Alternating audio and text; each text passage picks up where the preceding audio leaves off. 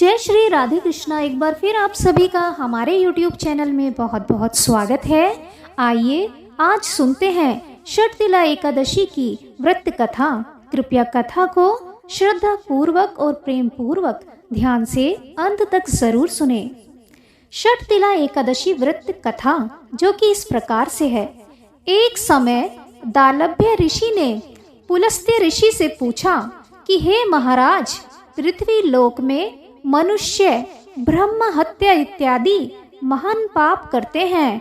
पराय धन की चोरी तथा दूसरे की उन्नति देखकर ईर्ष्या करते हैं। साथ ही अनेक प्रकार के व्यसनों में फंसे रहते हैं, फिर भी उनको नरक प्राप्त नहीं होता। इसका क्या कारण है?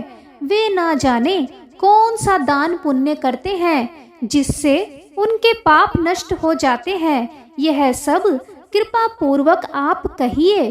पुलस्त्य मुनि कहने लगे कि हे महाभाग, आपने मुझसे अत्यंत गंभीर प्रश्न पूछा है।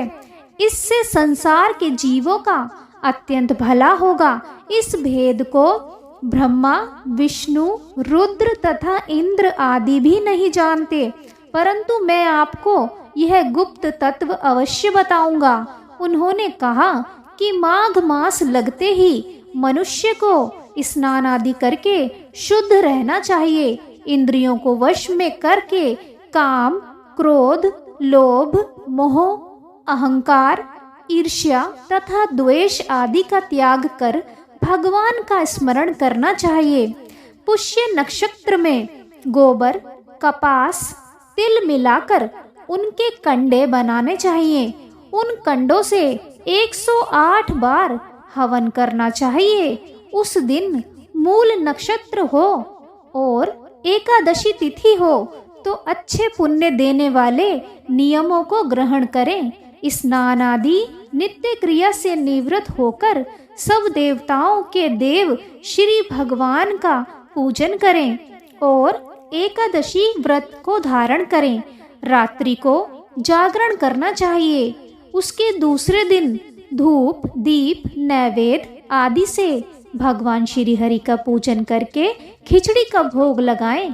तत्पश्चात पेठा, नारियल, सीताफल या सुपारी का अर्घ्य देकर स्तुति करनी चाहिए।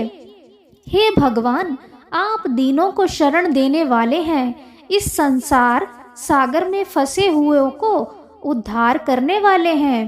हे पुंडरीकाक्ष, हे विश्व भावन, हे सुब्राह्मण्य, हे पूर्वज, हे जगतपते, आप लक्ष्मी जी सहित इस तुच्छ अर्घ्य को ग्रहण करें।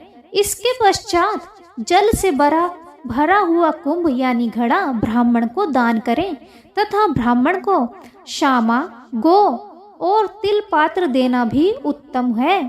तिल स्नान और भोजन दोनों ही श्रेष्ठ हैं। इस प्रकार जो मनुष्य जितने तिलों का दान करता है उतने ही 1000 वर्ष तक स्वर्ग में वास करता है। तिल स्नान, तिल का उबटन, तिल का हवन, तिल का तर्पण, 5 तिल का भोजन और तिलों का दान, ये तिल के 6 प्रकार हैं। इनके प्रयोग के कारण यह षटतिला एकादशी कहलाती है। इस व्रत के करने से अनेक प्रकार के पाप नष्ट हो जाते हैं। इतना कहकर पुलस्त्य ऋषि कहने लगे कि अब मैं तुमसे इस एकादशी की कथा कहता हूँ। एक समय नारद जी ने भगवान श्री विष्णु जी से यही प्रश्न किया था और भगवान ने जो षटतिला एकादशी का महात्म्य नारद जी से कहा सो मैं तुमसे कहता हूँ। भगवान ने नारद जी से कहा कि हे नारद, मैं तुमसे सत्य घटना कहता हूँ, ध्यान पूर्वक सुनो। प्राचीन काल में मृत्यु लोक में एक ब्राह्मणी रहती थी। वह सदैव व्रत किया करती थी। एक समय वह 1 मास तक व्रत करती रही। इससे उसका शरीर अत्यंत दुर्बल हो गया। यद्यपि वह अत्यंत बुद्धिमान थी, तथापि उसने कभी देवताओं या ब्राह्मणों के निमित्त अन्न या धन का दान नहीं किया था। इससे मैंने सोचा कि ब्राह्मणी ने व्रत आदि से अपना शरीर शुद्ध कर लिया है, अब इसे विष्णु लोक तो मिल ही जाएगा, परंतु इसने कभी अन्न का दान नहीं किया, इससे इसकी तृप्ति होना कठिन है।